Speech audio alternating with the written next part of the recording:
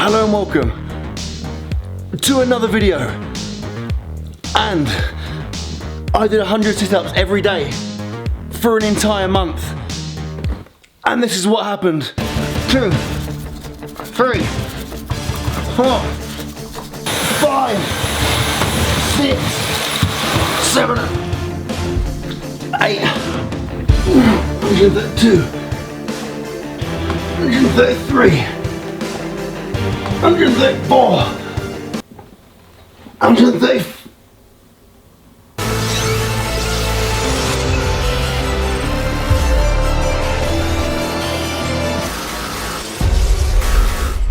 Okay, we're in now. Before I start, I want to quickly say a friggin' massive thank you to everyone who's been getting involved in the channel over the last few weeks. It's been blowing up, like to the point where I'm almost at 1 million subscribers, which is literally ridiculous. So for anyone who's been subscribing or liking or commenting or even just watching the videos, like thank you so much. I genuinely really appreciate it. Like I can vividly remember trying to get to 100 subscribers. I remember being on like 65 and thinking I need 35 more to hit that 100 and like strategically planning out how I could recruit those last 35 people. So the fact that I'm now close to 1 million is literally mind blowing to me. But it's not gonna happen unless you guys continue subscribing, right? So if you're not already subscribed to my channel, please can you go and do it now. It's the big red button that says subscribe. Please go and press it, and while you're down there, hit the like button too. Sick one. Let's get into the video. So a bit of context. About 6 weeks or so ago, I did an army fitness test with no practice, right? As part of that test, I had to do as many sit-ups as I could do in 2 minutes. Now, I managed to get a pathetic 38 in a row. Like I was literally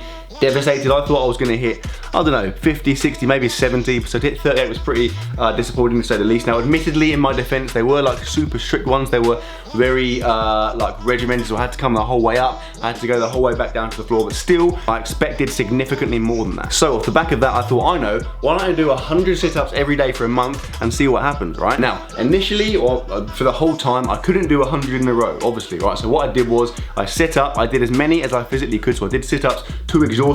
At that point, I'd rest for like a minute or so, and I'd do it again to exhaustion, rest again, and just continue that cycle till I'd hit the whole 100. Now, I made sure I did them at roughly the same time each day, because obviously doing them every single day, the max recovery you're gonna get is 24 hours, which is far from ideal. And I also made sure I had someone or something kind of pinning my feet down as often as I could. There were the odd occasion where I couldn't get that, so I did them by myself, which is way harder, by the way. Oh, and finally, while I was doing this challenge, I did no other ab training whatsoever. Obviously, right, because I'm doing friggin' sit-ups every day. So prior to the challenge, I was doing abs, training abs once, sometimes twice a week, not for a huge amount of time, but yeah, consistently once or twice a week.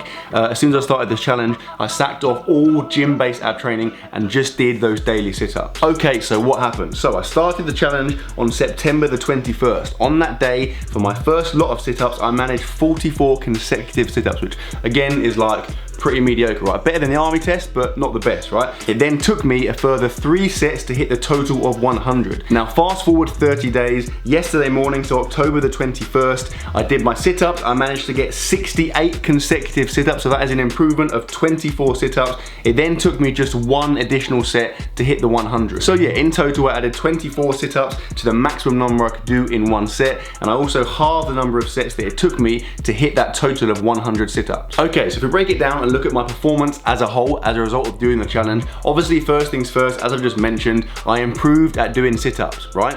Obviously, like if you do sit-ups every single day, you're gonna get better at them, yeah? Like if you wanna improve your sit-ups, the best way to do that is do friggin' loads of sit-ups. Now, what was more surprising and interesting than that is that this morning I went back to the gym and trained abs in the gym for the first time in a month. Right now, I did some hanging leg raises and I did some cable ab crunches. They're like my 2 go-to ab exercises. I was doing those once or twice a week, every week without fail, leading up to this challenge, right? But obviously I hadn't touched them for 31 days. Now, my performance on those 2 lifts was exactly the same. Like I picked up my notes, I tried the previous session I'd done before I stopped the challenge, and I was able to replicate the reps and the sets and the weight exactly, which is nuts, right? Because obviously I hadn't trained those lifts for a month. Normally, if you don't train a lift for a month, your performance is gonna decrease significantly. Now, looking at my general strength and performance across like all of my lifts in the gym as a whole, during this challenge, I was able to hit a 635 pound deadlift while away away in LA, which is the most I've hit for like 2 years and not too far away from an all-time PR.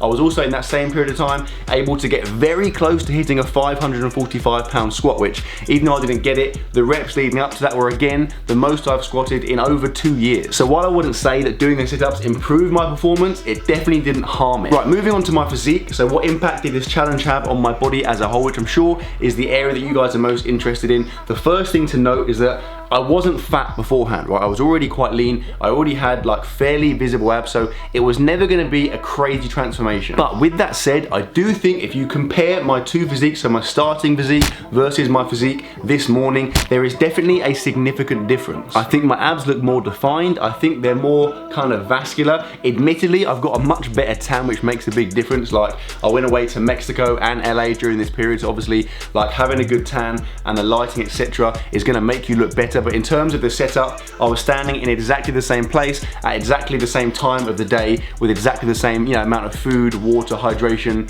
body weight, all that kind of stuff. Leading on from this, a significant change that I did notice is like my relaxed physique. So whereas previously, if I was posing for an Instagram pic, I would really have to contract my abs super hard and take a good 5-10 seconds of doing that before I felt ready to get a picture. Now I feel like it's much easier. Like if you look at me, for example, if you go back to those first couple of army videos I did like over a month ago, so before this challenge, I think when I'm relaxed, although again my abs are visible, they're not like super shredded and defined. If you look at me in the most recent army video, so the one I did like a week ago, so towards the end of this challenge, I think when I'm stood relaxed or basically not contracting my abs, they look a lot more defined than they did at the start. And also one key point to note is that I deliberately kept my body weight the same throughout the challenge, right? So I weighed myself on day 1 and I weighed myself this morning and my weight was exactly the same aside from like 0.1 of a kilogram. Because obviously if I was to do this challenge and lose like 3 or 4 kilos of body fat over the course of that month, I'm gonna look way more shredded. My abs are gonna look way better without doing anything at all. Right, so a few key conclusions we can draw from this challenge. Number 1, doing 100 sit-ups every day for a month makes you better at sit-ups. Number 2, doing 100 sit-ups every day for a month makes your abs look better. Number 3,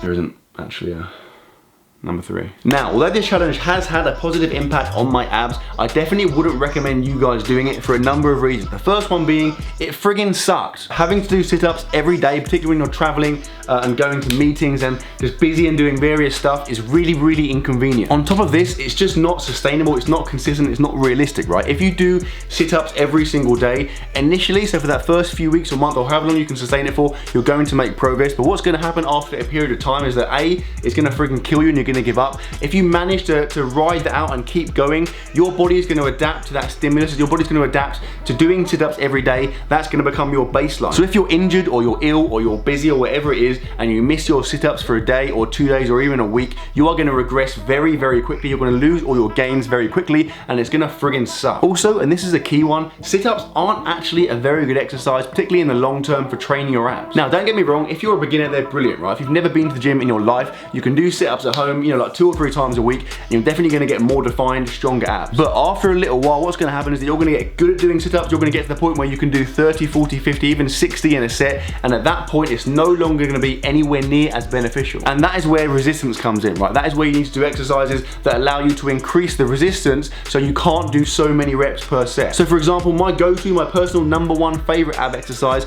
is cable ab crunches, right? So you kneel down, you grab the rope, you hold it to your forehead, you keep your hips fixed, and you just crunch down as far as you can go and come back up again. Now the beauty of this, like I said, is that you can change the resistance, right? You can add more weight, you can reduce the weight, and that allows you to target a certain number of reps that's gonna be optimal to building muscle mass. But that is that. I think I'm gonna end the video here because I'm pretty sure I've covered every point I need to cover. That was a weird video. I hope you enjoyed it, guys. If you did enjoy it, make sure you give it a thumbs up. If you would like to see more of these type of videos, then make sure you drop the video a like and let me know in the comment section. If you don't want to see more of these types of videos, then just like hope the video doesn't get many likes, I guess. Subscribe if you are new, and I will see you tomorrow.